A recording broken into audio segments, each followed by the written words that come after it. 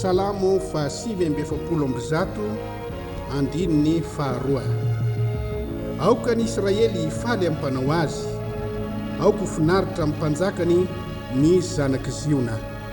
Hira mandeha ho an'ny Ziona mahafinaritra.